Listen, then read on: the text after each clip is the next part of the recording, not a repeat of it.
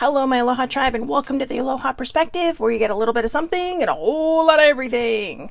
Anyways, it's Thursday. Happy Thursday. Today is Things to Think on Thursday, and as promised, we have the potentially controversial subject today of 8 uncomfortable truths that everybody should accept. You don't have to, that's up to you. But yeah, it says 8 uncomfortable truths that everybody should accept. So, normally I do cards waiting for people to come on, but you know, there's 8 slides, and you know me, I get a little bit rambly. So you can already see I'm nervous about this subject because I've done this before. Like I mentioned yesterday, I am moving through some of my older shows that I've since unlisted. When I was under a different name. So, but I also want to revisit some of these things because in a mental place, I'm in such a different place now. And I feel like I can add some insight and some better insight, especially for those who might be on a healing journey or starting a healing journey or maybe even coming to the end of one. It's a little hard, you know, when you come to that end of that journey because depending how long you've been on it, depending on how long you've been on it, it could be scary when you get to the end. And I feel like for me, I let my fear be my anchor into staying in the past because I was afraid of kind of moving forward and, you know, just embracing life, right? So, let's do this. 8 uncomfortable truths from iComplexity that everybody should accept. And again, that's up to you. You know, that's up to you. The first time I read this, I was really nervous. I mean, I'm a little nervous now just because I feel like, you know, this is somebody's opinion and this is something somebody put out there. And maybe for them, it was an uncomfortable truth, that you should accept. But when I read through these, I thought, gosh, you know, they make a lot of sense. Even back then, when I was still really in the midst of my healing journey, I thought these are some really good things that can help people bounce through their healing journey. So, without further ado, let's do this. Number 1, happiness is where you are. I'm going to be reading it off my computer, just so you know. So you're like, why is she looking over there? Happiness is where you are now, or it is nowhere at all. It's not a new relationship. It's not a new job. It's not a completed goal. And it's not a new car. Until you give up on the idea that happiness is somewhere else, it will never be where you are. So this is where, in a way, mindfulness kind of comes in. Mindfulness is about being present in your moment. It's about being in tune to where you are at right now. And a lot of people lose that. You know, they think that if they have a new relationship, if they have a new job, or if they quit and find something better, that they'll be happier there. Or if it's a completed goal, you know, or if even a new car, sure, those things can bring happiness. A new relationship could be this addition to your life. Remember, these things should not define you. They should, you know, add to your life. You know, in some cases it might complete you. You know, maybe you find that special person that completes you, but it doesn't complete your life. Your life is still going, even with this person in it. These things can be beautiful additions to your life. But if you're looking to something to bring you happiness, or you're doing things for people because it brings you happiness, you need to really take a step back and look at your life and figure out how do you make you happy? Because when you get that new relationship, or you get that new job, or you get that completed goal, or you get that new car, you know, the shininess wears off. And then you think, wow, I thought this was it, but what is it? Why, you know, then you try to find something new. Sometimes people will self-sabotage perfectly good relationships because they're afraid. They're afraid that, oh my gosh, I've lost that love and feeling. See what I did there? I lost that love and feeling. What's happening? You know, and then you might think, oh, because you're putting all your eggs in one basket. You were expecting this thing to be the rainbows and sunshines of your life. And they can add the rainbows and sunshines to your life. But you are the one who has to be responsible for making you happy. Or like it says right here, until you give up on the idea that happiness is somewhere else, it will never be where you are. You have got to learn to be content and happy in your surroundings, where you are at now. Yeah, sometimes you're going to fall apart and say, this blows. I hate it here. I hate this part of whatever. But that's life, right? We all find a way and manage to pull through, to get through. And then, the next day you bounce right back and you think, all right, let's do this. And you're happy again. All of these things that are mentioned, a relationship, the car, the job, the completed goal, these are all wonderful things. But if you're doing these things just to find your happiness, you're going to keep struggling and looking for it. And, when I first read these, I thought, no. But then I realized it's true. Because a lot of these things is what you're shooting for is perfection. And perfection does not exist. There are things that can be perfect. Right? I've been saying this for years. And in fact, they even covered it on Ted Lasso, right? In the last episode. I think it was the last episode. But I've been saying this for years. And obviously other people think the same way. There are things that can be perfect. But life is not perfect. People are not perfect. And when you're shooting for that perfection, you're gonna keep missing the target. Because you're shooting for something that doesn't exist. Because think about it, once you get to that spot, once you get to that completed goal, or again, you get that relationship, that new job, that car, what now? What next? Like I said, these things are going to lose their shininess. They're going to lose their brightness. And you're going to have to learn and figure out how to move with it. Don't sabotage a relationship that's a good relationship. Because, it might have come out of that honeymoon phase, right? That first, ooh, that shiny new, I just met somebody, we're so giddy and in love. That can last. That can last. There are people who've been married for years and years. There are people who've been dating or together for years and years and years. Because they move with the tide. They move with the changes. They find ways to keep things fresh. But if you're looking for these things to bring you happiness, it's time to start looking inward. You cannot give of yourself from an empty cup.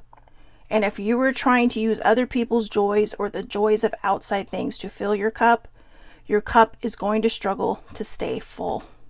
You've got to find ways to do things for you, to make yourself happy, to treat yourself from time to time. Self-care is not selfish. It's necessary. We talked about that yesterday during Self-Care Wednesday.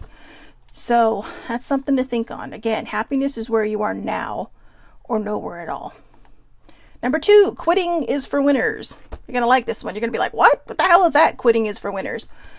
Contrary to popular opinion, quitting is for winners. Knowing when to quit, change direction, leave a toxic situation, demand more from life, give up on something that isn't working, and move on is a very important skill that people who win at life all seem to have. But don't quit because it's hard. Quit because it sucks. Now, the quit because it sucks, that's a double-edged sword. Because a lot of people might think, well, this is hard and this sucks. And they're all like, but that little slide says I could quit because it sucks. No. If the situation is toxic, if the situation is demanding more from you than is necessary, that's when it sucks. People just piling shit on you, and you're about to break. Because, they're lazy or they can't do it or they have no clue what they should be doing. That's when you need to take a step back and say, hey, is this really beneficial to my life or am I just existing here? I struggled for the last 3.5 years trying to figure out what I did wrong, where I went wrong. And I realized it wasn't really me. It just, that was a period in my life that had to end. And it did. It didn't end the way I wanted it to. But once I accepted the fact that life kind of moves in the direction and we just have to kind of follow it, like fishes and tides, right? Like fish and tides. Fish can swim in one direction all day long, but you get a big tide and it's going to move you 10 feet down this way. You're like, wait, what happened? Or little tiny ants, right? When the wind picks up and they get blown in 9 directions. But they always seem to find their way back. So that being said, I'm really sorry guys, it's so humid here, my hair is just stupid. But I'm going to read this again. Knowing when to quit, knowing when to change direction, leave a toxic situation, demand more from life, give up on something that isn't working, and move on is a very important skill that people who win at life all seem to have. Older sibling and I have been watching this series called The Foods That Built America. And I don't know what happened to season 2, but it has season 1, which is 3 episodes that are kind of combined, and the way they travel through them, it's like 3 stories per episode. And then season 3 is just random if you watch it on streaming, it's 42 minutes, but random hour-long episodes on different things. We watched one with Carvel, who created the Carvel cakes. Oh my god, they're so good. Or even Dairy Queen, right? These are people, these are some of them are conglomerates, but that just kind of encompass a bunch of different companies under one big umbrella. But some of these are their own entity. Coca-Cola. They talked about that and how that kind of came to be. Now, the thing is, the one guy who created it was not creating it. Well, he was creating it because he had pain, and if you knew the origins of Coke, you would understand why it's called Coca-Cola. But you can read the history on that. I've known that for a while. I used to be a pharmacy tech in my previous life, which would be about 20-30 years ago. But I know, when it came out of my mouth, it seemed like, holy crap, that was a long time ago. But yeah, these are all people who didn't quit. Krispy Kreme, Dunkin' Donuts. These are all people who said no. They knew when to change directions. The last one we watched was about Dairy Queen, right? It was Dairy Queen and Carvel.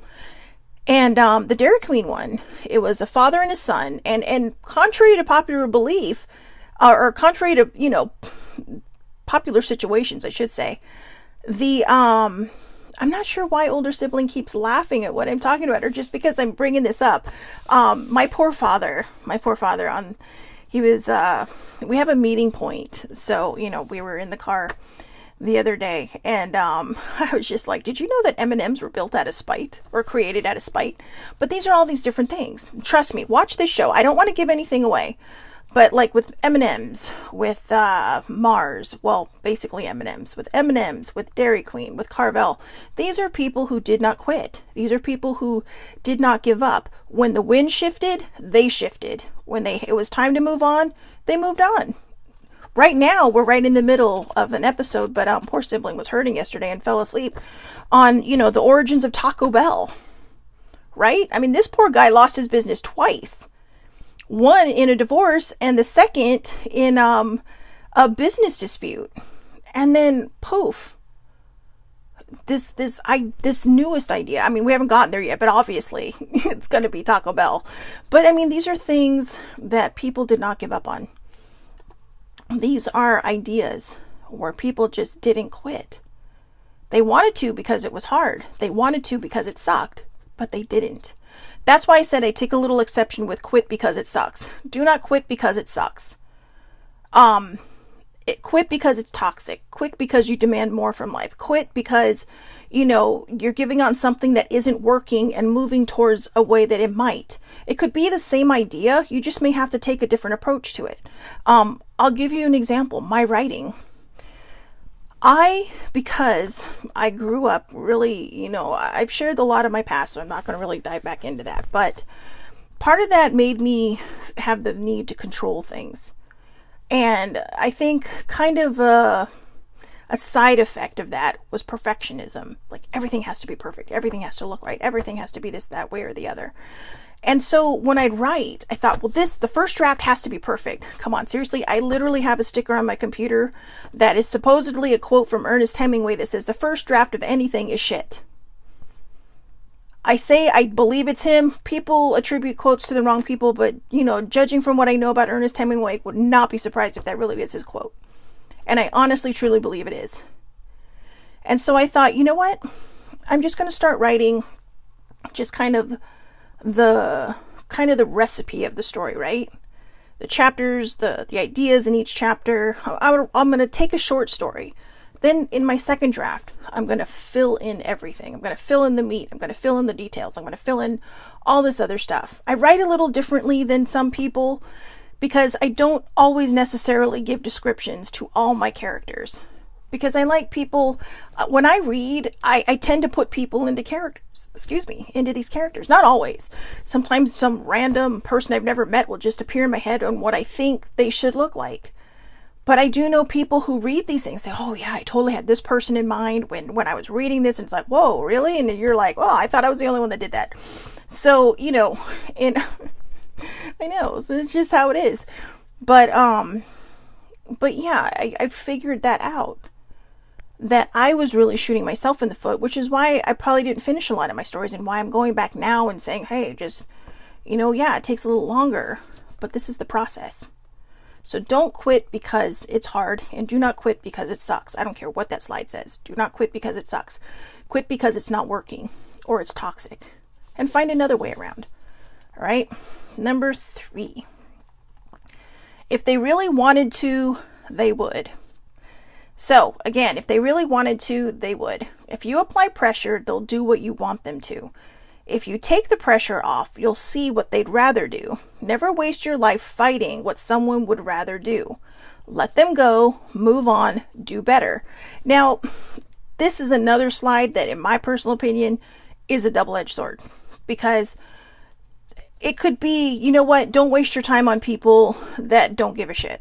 Right? Don't waste your time on people that don't have your vision. Don't waste your time on people who don't see things the way you do, even if you might be correct. And don't forget, you may not, you may be the other person. You may not see somebody else's vision because you're so stubborn and pig-headed that you only want to see it your way. If you're working together, you have to find a way to communicate. This is in any situation, a relationship, a friendship, a family relationship, a co-workership. Right? These are things that we have to do. But, in fact, case in point, I'm going to go back to that show. All right. I mean, that show, this Foods That Built America, is the perfect example, for these slides. They talked about Orville Redenbacher, right? And, he spent over 3 decades trying to come up with the perfect kernel. That's why anybody like me who remembers his commercials when I was a kid, I mean, I think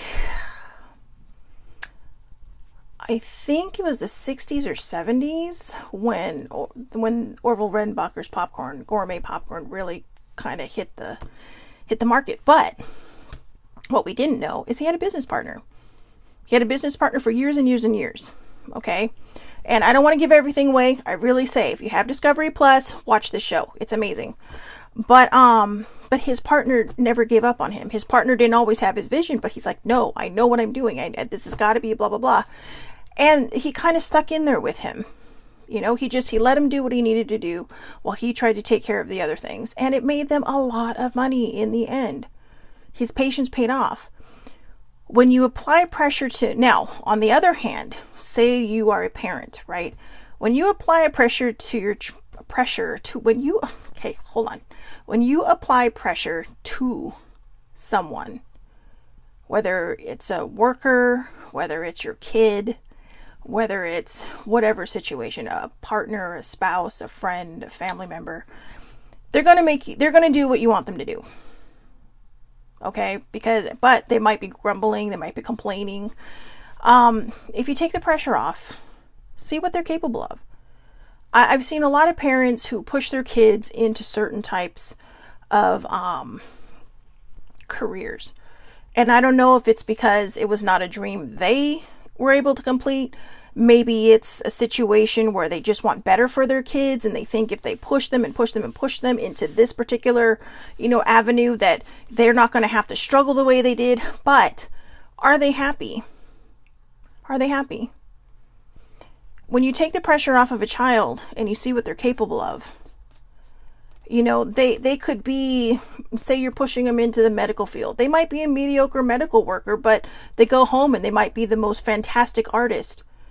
And then one day someone comes over and they bring someone, because the way the universe works is pretty interesting. And they say, wow, they bring someone important with them. Whoa, Look at all these paintings on the wall. Who, where'd you get these? Where'd you buy them? How'd you pay, how much did you pay for them? They're like, oh, it's my hobby. Let me throw you a gallery show. And I mean, this is sometimes a 1 in a million shot, but you never know what's going to happen. And you have to trust that your child knows what's best for them. Because there are things that we don't understand. There are things that we can't foresee. There are things that they may know that we don't know. And sometimes you just have to let them fly. Or crash and burn. Because sometimes that's when they learn, right? When they crash and burn. So, again, that's kind of the double-edged sword. But if they really wanted to, they would. So, just, kind of,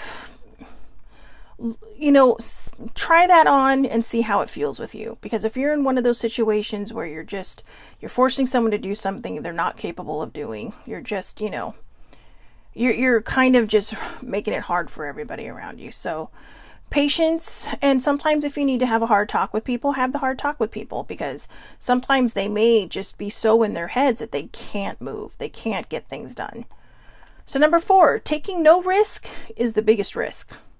Taking no risk is the biggest risk. You have to risk failure to succeed. You have to risk rejection to be accepted. You have to risk heartbreak to love.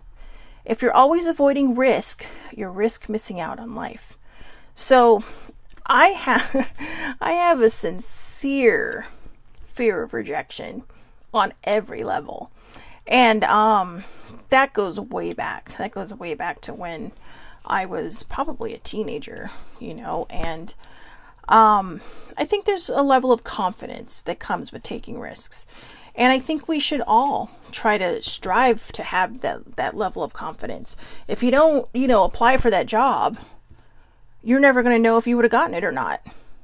And if you don't apply for that job, you may have gotten it, but you didn't apply for it, so you're not going to know.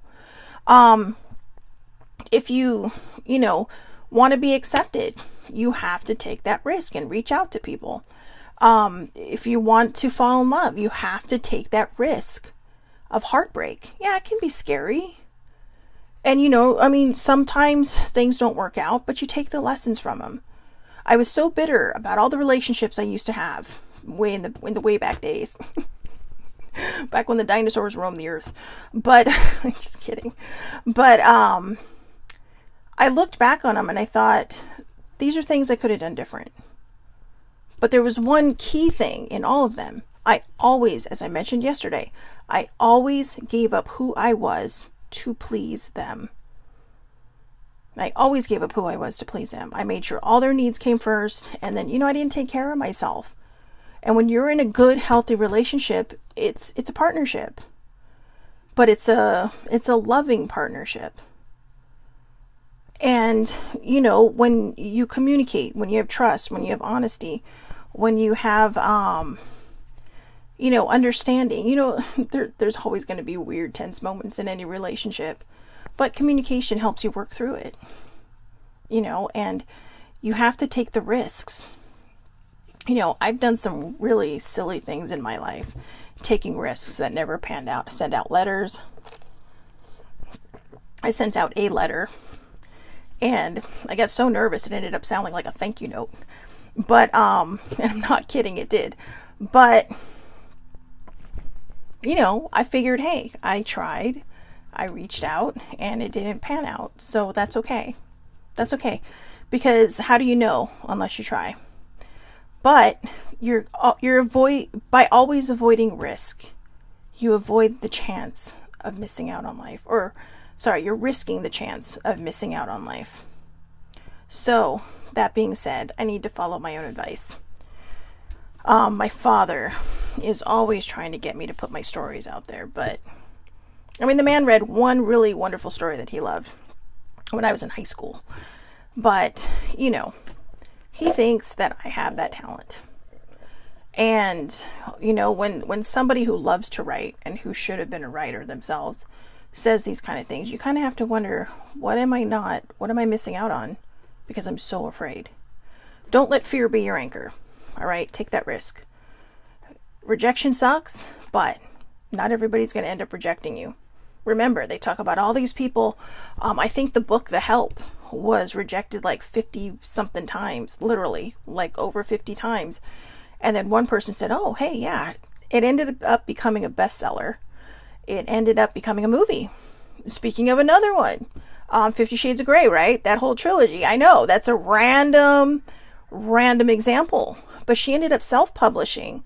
And then people started seeing these books flying off the shelf, and she got picked up by a publisher. And I believe it was a publisher. It was a big publisher, but it was a publisher in a different company. It just fell under the umbrella of one of the, I think it was Penguin or something like that. But yeah, and then look, that became a movie too. So think about all these people who put out things. I mean, I know I'm just using books, right? But these are movies. These are, people who've had ideas, and people said, okay, fine, I'll go do it myself. And they did, and it's like, boom, it just exploded into something huge. We can go back to it again. The foods that built America. These people took risks. These people took huge risks. And I know I was starting to talk about Dairy Queen earlier, but I shifted gears. But that guy, his father was the dreamer, and he was more of the stable ground, right? And so then they franchised. His father brought on a partner because his father wanted to retire, but it was a 50-50 thing instead of, this guy, he was a salesperson, thought he knew what he was doing, but they franchised out, and there was no rules. There were no rules. Everything should be the same. So then this guy didn't like what was happening, and the guy the father brought in decided to leave. So now the son is literally on his own. But he thought, you know what? All right. He was literally do or die. Do I sell what I have left to somebody else, or do I take ideas? So all these different options that these other places that had franchised had on, he thought, all right, we're going to have a set menu, but I'm going to take some of their ideas and put this on the menu. And so now you can get ice cream and a meal at the same place. I know. I mean, that's really not a random example. That was risk. Because, he had been he'd been the straight man in a comedy routine, right? You have the funny guy and the straight guy. And he was kind of the straight guy in the comedy routine, but it's like nobody trusted him. And then when his back was up against the wall, he thought, all right, this is what I have to do, and this is what I'm going to do. And now they've been around forever. They've been around forever. So, risks can be scary. But, again, don't let fear be your anchor. All right? Set that ship a sail and see where it goes. Number 5, call yourself out. The most common reason why people keep making the same mistakes is because their insecure ego prevents them from taking responsibility for their own bullshit. Literally, that's what it says. Their own toxic traits and their own mistakes. You have to call yourself out. Calling yourself out means you care more about your future, your progress, and your happiness than just protecting your ego. So again, the most common reason why people keep making the same mistakes is because their insecure ego prevents them from taking responsibility from their own bullshit. The day I learned to call myself out was a huge day. Even yesterday. Yesterday was a bit ornery. And I even told older sibling, she's like, no, this was this. I mean, I was wrong all day long. Like, literally, I was wrong all day. No, that's not what happened. It's like, and then at one point I just looked at her and I said, you know what? I said, I'm in a really ornery mood today. It's like, I'm just not going to be wrong today, no matter how wrong I might be. But I called myself out on it, and I realized, just stop trying to be right all day, especially when you know you're wrong. And, and just insisting that you're right, even if you don't know you're wrong. And, there are times when we do that, when we fight for what we know is right, and we come out on top. But it's not, for me, it's not any more to be right as it is, these are the actual facts. So, because you don't want to keep spreading the wrong story. But I knew that I was just being, politely belligerent yesterday. Like, nope. So I was being kind of a dick yesterday. And I mean, not in a mean way. That's why I said politely belligerent. I wasn't being an asshole about it. I was just like, no. Maybe a little snotty, but no. But on a bigger scale, we have to learn to call ourselves out on our own bullshit. Maybe there's the way we treat people, maybe the way we've treated people in the past. There's a lot of people who run through life just stepping all over people, and they don't care. But sometimes and sometimes we have to have people call us out on our own bullshit. I was talking about a tense situation that I witnessed this weekend, and my friend actually said, "Thank you for calling me out on my bullshit." And I told her, I said, "I've had people call me out on my bullshit, so I totally get it. I totally get it. I wasn't trying to. I was just trying to help in a situation." And sometimes when people call us out on our bullshit, we're going to get defensive. We're going to do this, that, or the other. I mean, I literally sat there and let them wear themselves out. Literally. I let them wear themselves out until they started repeating themselves. And I'm like, "You already said that." It's like, "Do you want to talk now? Or do you want to just keep going?" Because I said, I got all night. As Captain America would say, I could do this all day. I could do this all day. And I just waited. I waited. Because sometimes you have to let someone wear themselves out, because they may have so much bottled up inside of them that it needs to come out. Because until it does, they're probably not going to listen to anything you have to say. They're going to get defensive. I've been there. I've done that. I've been hurt people can be a toxic comment. But depending on its usage, it can also be a very helpful one. I was a hurt person that would hurt people. And I don't mean hurt people in a bad way. I would just get very defensive, and I would get loud, and I would lose my mind. I would just be like, "You don't understand, you don't care, you don't blah, blah, blah." And it could be toxic. But I was lucky enough to have people call me out of my shit. And I've been lucky enough to be in the position where I am patient enough to gently help people through theirs. Now, I don't want to say call people out on it, but help people through theirs. But the one person that really, really needs to be the person that calls you out is you. If we don't look in the mirror and see the mistakes we make, the toxic behaviors we may have, how do you fix it? How do you heal that part of yourself? And I think a lot of times people don't want to call themselves out on things because they don't want to face that part of their life that they know is hurting them. So they just let it poke and poke and poke and poke and poke until boom, it explodes into something horrible. And a lot of people around you end up getting splashed by your human lava. Your verbal lava. So, as hard as it can be, sometimes we have to call ourselves out on our bullshit. Now, on the flip side, there are people who just call themselves out on their bullshit all the time, and they don't have any bullshit. They're just so, their self-esteem is just so low that, maybe from verbal abuse, that they just think they're bad people. So, on the flip side, if you're constantly putting yourself down, and you're constantly being mean to yourself, and you're constantly saying things that aren't true about yourself, stop. Look in the mirror and say all those things that people have said about me, that the mean people, right? You may have nice people in your life that say, "Why do you think that way about yourself? You're an amazing human being." I got a wonderful compliment from older sibling this morning. I was waiting for the but there was no but. It was just, "No, this is how I feel. Thank you. Thank you for doing these things." And it really kind of hitting me now. It's really kind of hitting me now. Because I was waiting for the but. Because, I do struggle with low self-esteem. We just always think that, a compliment's going to come with some backhanded remark. But it doesn't. If people's compliments come with a backhanded remark, it's not a compliment. It is basically passive-aggressive behavior. And you need to walk away from that shit. You need to call yourself out and say, "Hey, you know what? Do I deserve this kind of behavior? No. I'm out. See ya." Right? Leave. Leave the talk. Quitting is for winners. You don't need to deal with crappy people who make you feel bad about yourself. But don't also be a crappy person who makes other people feel bad about themselves.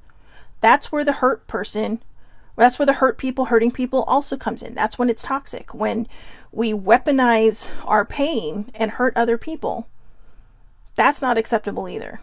Even if you are a hurt person that hurts people. I have had to make serious reparations for those things. And I've had to catch myself when I start to fall into old bad habits. Because I'm not that person. I don't want to be that person. Most people aren't that person. Circumstances, life circumstances, certain things may turn people momentarily from, Dr. Jekyll into Mr. Hyde. And we have to catch ourselves. We have to watch that. So, you can't sit there and go, oh, well, I'm a hurt person that hurts people. No, if you know you're hurting people, then that's a toxic behavior and you need to call yourself out, because there's no excuse for that. Once you realize that that is your behavior, you have to try to find a way to change it and heal that pain inside of you, because whatever it is that's coming out that way, it is a pain inside. Whether it's group meetings, whether it's therapy, whether it's meditation or mindfulness, all that stuff. You have to figure out a way to call yourself out on your own bullshit, because other people do not deserve to be Indiana whipped by your attitude. All right. So number 6, closure is your choice. Closure isn't an apology or justice or answers. That's insecurity. If the situation made you feel awful, seeking closure by reopening it is insanity.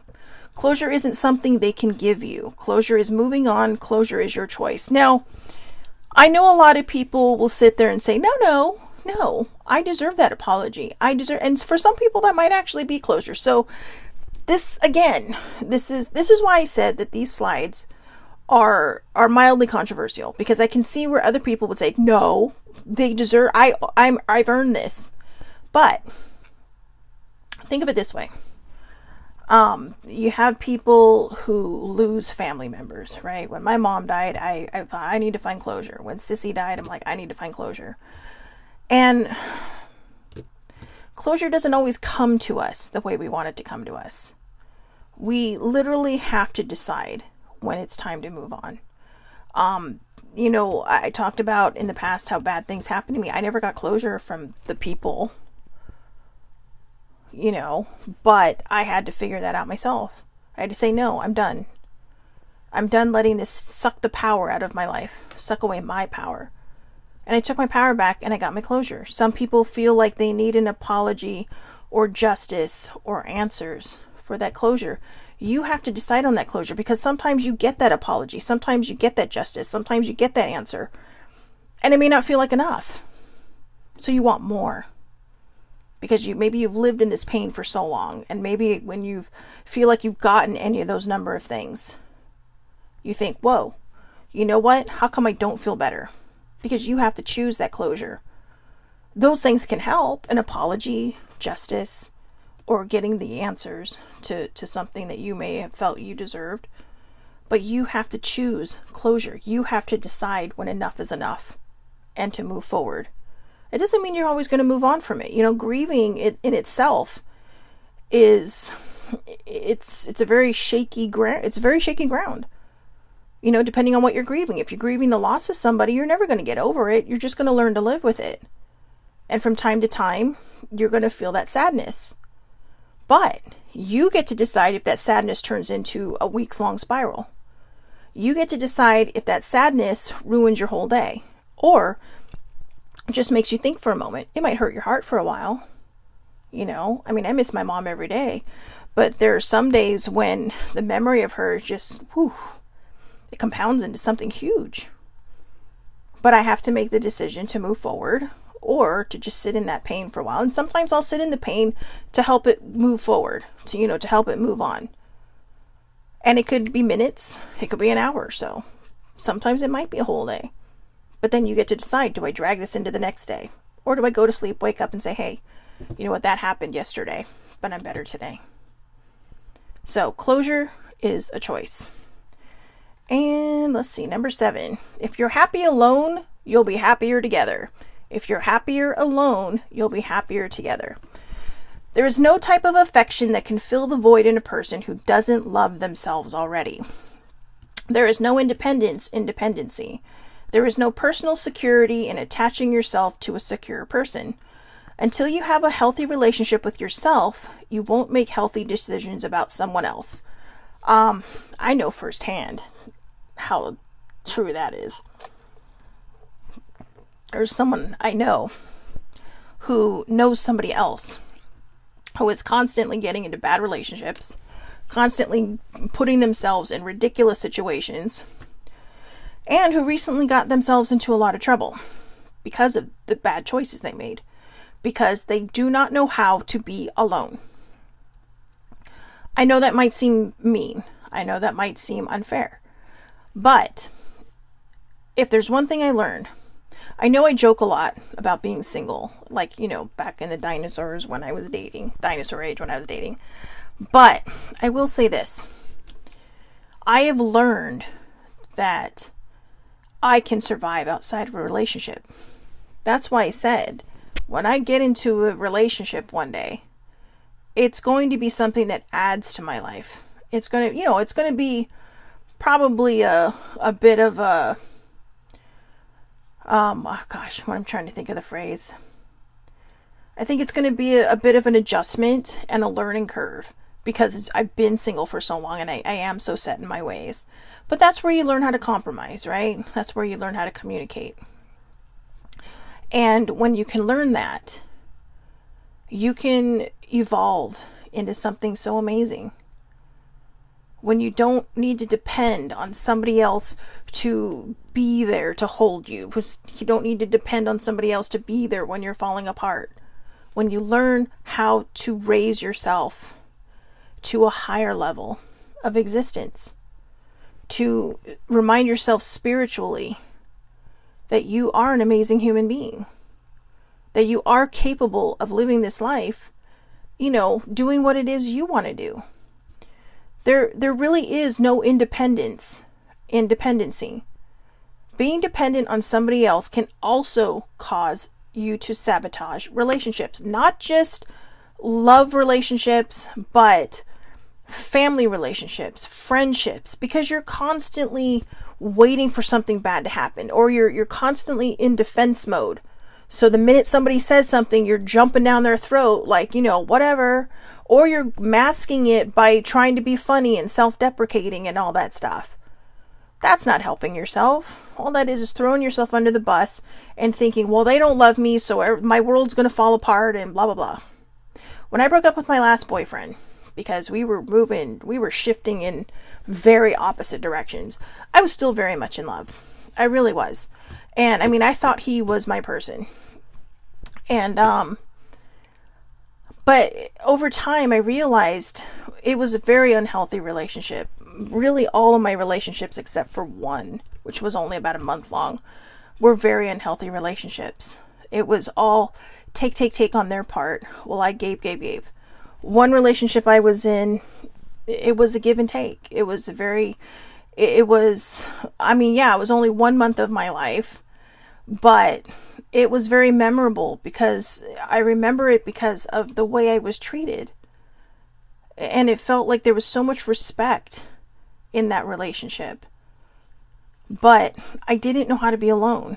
So I just kept picking bad. I kept choosing bad. So, I figure the next person that lands in my life, whether they're here for a season or for the rest of my life, whatever it is, I don't know, however long they're meant to be in my life, I know it's going to be scary because I am in a healthier place now. And it's, like I said, it's going to be like dating for the first time because I'm in a different mindset. I'm not looking for someone to, complete my life or define my life. I'm looking for someone to share it with. And that's what we should be doing. We should be looking for someone, friendships, your love relationships, people to share your life with, people that you can have fun with. That's one of the reasons I love older siblings so much. We started out as friends, became best friends, and now we're like sisters. And yeah, we're roommates, but you know what? That's okay. Because it really is a give and take relationship. And out of that, I have a sister. And out of that, I have someone who I sometimes, since my mother has passed away, kind of look to as a pseudo mom. She's old enough to be a teen mom for me, but but not a mom. But it is a mom, but you know what I mean. But she gets me. She's helped me navigate so many of the things I've had to go through. She's helped me navigate so many of the dangerous waters I've been in. And she never gave up on me. And to me, that's what's really, really important. Because that's what friendship is. That's what relationships are. Whether, like I said, whether it's a platonic relationship, a sibling relationship. You know, we're both only children. So being each other's sister is a huge thing. I mean, she has other people that she considers to be like siblings, as do I. But she is not only my best friend, she is my soul sister. And I'm grateful for that. But, you know, if you would have asked me 20 some odd years ago if I would ever lean into a relationship like this, I'd be like, no. Oh, she's so sweet. She says, and you've done the same for me. You're welcome. But no, it's, you know, we have our moments. We have our moments. But that's what any kind of relationship is like. You're going to have moments, and don't run from it. Run at it and say, hey, you know what? This is important. I'm willing to fight for it. But for the most part, when it comes to, I know they're really kind of talking about a love relationship here when it says, if you're happy alone, you'll be happier together. In my personal opinion, I think when you learn how to be alone, you're not waiting for the other shoe to drop. You're sitting there going, well, whatever's going to be is going to be, but I'm just going to live in the moment. I'm going to enjoy this for as long as it lasts. And who knows? You might be on your dying bed going, oh, thank you for spending the rest of my life with me. Or maybe you're with them and it leads to something else. I don't know. You know, we don't know the future. We don't know the future past tomorrow. You know, and I just say that because, you know, you may have plans for tomorrow, but really, we don't know the future past today. I could walk out my door right now and get hit by a bird, you know, and it might pierce my eye and kill me. Okay, that's just a horrible thing to say, but anything, my point is, anything can happen. Nobody knows from moment to moment what's going to happen. You know, when we started the show, it was a whole different moment. Right? I was feeling a little nervous about doing these. Now I'm kind of in it going, yeah, you know, I get it. So just remember, this kind of goes back to the happiness slide. If you're not happy here, you're not going to be happy anywhere. Right? I think that was what it said. I know I wrote it down. Happiness is where you are now or nowhere at all. That's the same idea is if you're happy alone, you'll be happier together. Because you're not waiting for them to screw something up. You're not waiting for yourself to screw something up. You're just going with the flow and saying, hey, I like this. I like this a lot. And number 8, the big one. It's not your job to fix damaged people. Oh yeah, poor sibling. I think that's where I came up with the idea. She says, or the bird could take your headband. Poor sibling was putting air in the tire a couple days ago, and she had a hairband on, and it kind of reflects. She got attacked by a little tiny blackbird. I was just like, what? How does that happen? I honestly think, though, that it was because her headband is it kind of has that sheen on it, right? I think it saw it and was trying to take it for a nest, thinking it was something else. But she also has blonde hair, and I think they see that well. I mean, I don't know why, but they always seem to go for people with light hair. So, you know, maybe it was that too. Her hair shimmered in the sun. So it's like, hey, I'm going to build my nest with your hair. So anyways, I'm sorry. It's not funny because I know there are people who are legitimately afraid of birds. I have a friend who is legitimately afraid of birds. And all I could think of was, you know, it's so random. It's so random that older sibling got attacked by a bird. So anyways, again, it's not your job to fix damaged people. Your responsibility to help someone will never outweigh their responsibility to help themselves. This goes back to number 6 or number 5. What is it? Oh, number 5. Call yourself out. But it's worth asking yourself why you resonated so strongly with someone that so desperately needed fixing in the first place. Often, our own toxic romantic and non-romantic attachments tell a story about an issue we have within ourselves. So, I mentioned my previous relationships, and I think a lot of it was I would get into these relationships and then I would try to fix them. And not fix them for me, but fix them because I could see they were kind of damaged beings, like I was. Very recently, and this was a really hard one, very recently, In the last couple of years, I call my cousin baby sibling, and she really is like a little sister to me. And it's interesting too, because between older sibling and baby sibling, I'm literally right in the middle of their ages. Like, older sibling is the same amount of years older than me as I am than baby sibling. But that being said, I could see how much pain baby sibling was going through. And I really just wanted to fix it. I wanted to fix it. So I kept overstepping and overstepping and overstepping. And finally, we kind of had it out, or she had it out. She just laid into me. Not in a super mean way, but I think she just couldn't bottle it up anymore, because she didn't want to hurt my feelings. She didn't want to be mean. She knew I was going through a lot of stuff. And I told her, if you don't tell me these things, I can't fix it. And I had a lot of fixing to do. And I had to really work hard to rebuild that relationship, because I almost ruined it by trying to fix a situation that I had no business fixing. We can't fix people. They have to learn these lessons on their own. They have to learn how to walk this path, because that's how they get stronger. That's how they get stronger. That's how they learn. That's how they know what's good for them, what's not good for them. What's good for you may not be good for somebody else. But in the meantime, while I was doing that, I realized I just literally read an article that said, sometimes we do this because of that. And I thought, oh my God, that's what I'm doing. I can't look at myself and fix what needs to be fixed. So I was trying to fix somebody else. Oh, I know what it was. It was an article on shadow work by Carl Jung. And so that's when I really kind of started deep diving into shadow work, and really kind of reading up on Carl Jung and reading about this process that he talked about, and how sometimes we have to go really deep. And I think really, truly, that as hard as that moment was, and as painful as it was for the two of us, it was something that I needed so bad, because I couldn't see it, or I didn't want to see it. And I think that's actually the truth. I didn't want to see it. I didn't want to see how broken and damaged I was. Because if I can see how broken and damaged I was, no one's going to love me. No one's going to want me. No one's going to want to be around me, because they're like, oh my God, you're broken. You're a fucking mess. You're a hot mess. Get away from me. But that was just it.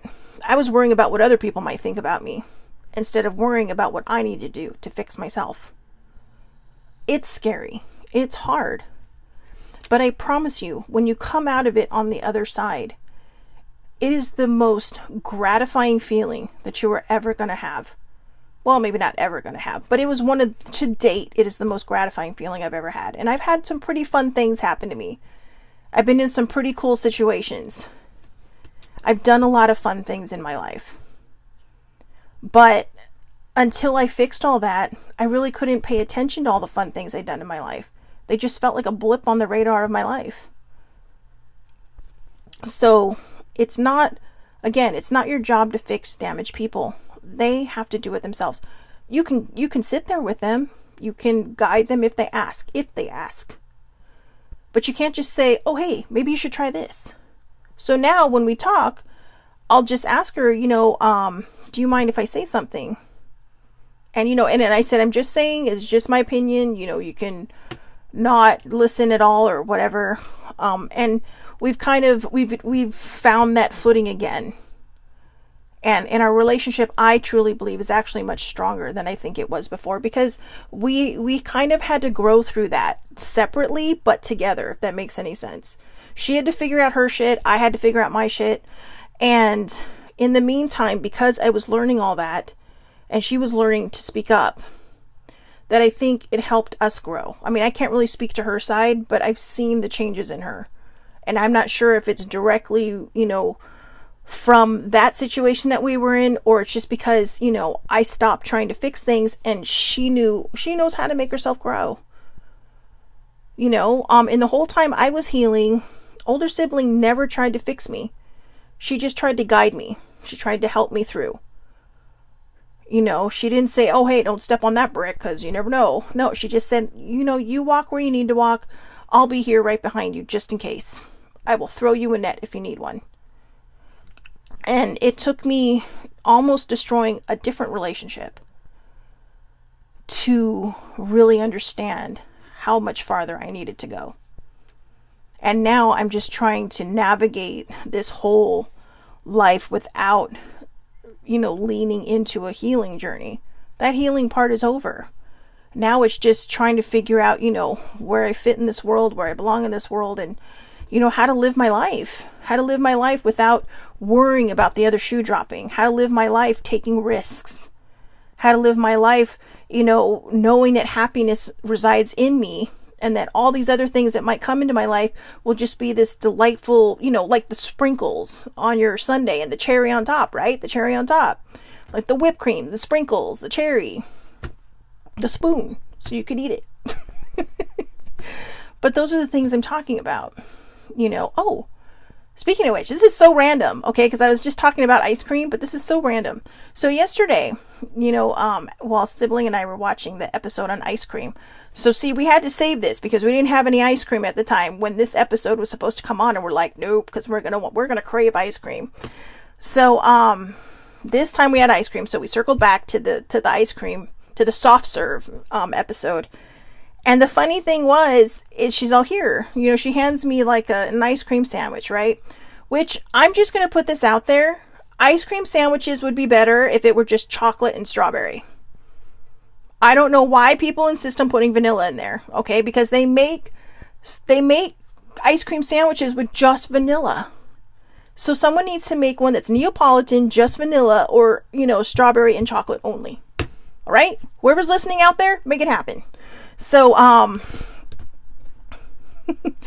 so anyways, I'm eating this, and all of a sudden it's like, we found out that, Carvel, I think it was Tom Carvel, he's the one that invented the ice cream sandwich. So there's your happy tidbit for the end. There's your fun fact for this show to kind of end on a higher note. But just remember all these things, okay? I'm going to read them really quick one last time. Number 1, happiness is where you are or nowhere at all. Number 2, quitting is for winners. Remember, that's leaving toxic situations or finding a new way. Number 3, if they really wanted to, they would. But also, don't be lazy. Number 4, taking no risk is the biggest risk. Number 5, call yourself out. Number 6, closure is your choice. Number 7, if you're happy alone, you'll be happier together. And number 8, it's not your job to fix damaged people. I hope everybody has a wonderful, wonderful day. Tomorrow is Aloha Oracle Friday, so I will see those of you who are not into that on Monday, 8:30 a.m. Pacific Time, Facebook Live. All lives are public under Shelly Marie Lucas. Anybody can watch. I also upload them to YouTube under the Aloha Perspective, and I share them to my Facebook page, both of which you're welcome to like and click on to be notified for when I do my show, or I upload one of these on the Aloha Perspective. All right, so I hope everybody, that must be my thing, right? All right. So again, I hope everybody has a wonderful, wonderful day. Thank you for those of you who joined me on the live, and Sibling for your feedback.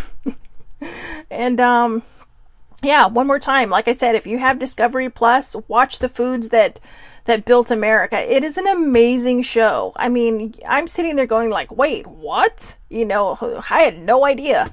So, it'll give you some background on some of your favorite things. And, or it might make you not want to eat some of your favorite things. So you'd be like, oh, just out of spite. But anyways, again, have a great, great day, everybody. Thank you so much for watching. I'll see everybody back here tomorrow for Aloha Oracle Friday. And, even if it's not your thing, pop on. Because I only work from a good place, so you never know. You might get a message that you were meant to hear. So again, thank you and have a wonderful day.